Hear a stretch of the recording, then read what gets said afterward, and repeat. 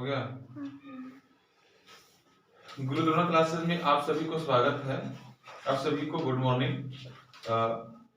यह जो 9th class है, 9th क्लास में जो आपको बताने जा रहे हैं हिस्ट्री का छोटा सा टॉपिक्स है, जिसमें लिखा हुआ है कि यूरोपीय कंपनी जो यूरोपीय कंपनी है उसका स्थापना किस वर्ष हुआ है और यूरोपीय कंपनी का भारत आगमन कब हुआ है, हम इस पर चर्चा करेंगे। तो यहाँ पर देखिए यूरोपीय कंपनी का यह सब नाम दिया हुआ है कि यूरोपीय कंपनी कौन कौन सा है। यह जो दिया हुआ है आपका स्थापना वर्ष कि यूरोपीय कंपनी का स्थापना कब हुआ है, और यहाँ पर जो दिया हुआ है कि भारत आगमन कब हुआ है, क्योंकि यूरोपीय कंपनी का स्थापना और भारत आगमन कब हुआ है, यहाँ से एक क्वेश्चन आपको आने की संभावना रहता है।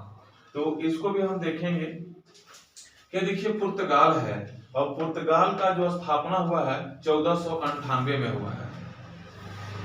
ईस्ट इंडिया कंपनी EIC का मतलब है east India company. East India company जो है इसका स्थापना जो हुआ है 1600 में हुआ है। इसका डेट भी याद रखेंगे, इसका डेट कभी कभी क्वेश्चंस में आया, सॉरी एग्जाम्स में पूछा हुआ है। तो 31 दिसंबर को ध्यान में रखेंगे, 31 दिसंबर 1600 को इसको स्थापना हुआ है। फिर डच है तो डच का स्थापना 1602 में हुआ है। उसके बाद डेनिश है, डेनिश का स्थापना जो है 1616 में हुआ है। फ्रांसीसी कंपनी का स्थापना 1664 में हुआ है और स्वीडिश कंपनी का स्थापना जो है 1731 में हुआ है ना। तो ये आपको स्थापना वर्ष है। अगर हम बात करते हैं इसका आगमन का, तो आगमन देखेंगे तो देखिए आगमन में भी ज्यादा कुछ नहीं है। देखिए स्थापना अगर याद हो गया तो भारत आगमन भी याद हो जाएगा, क्योंकि पुर्तगाल का स्थापना 1498, तो भारत आगमन हुआ 1498।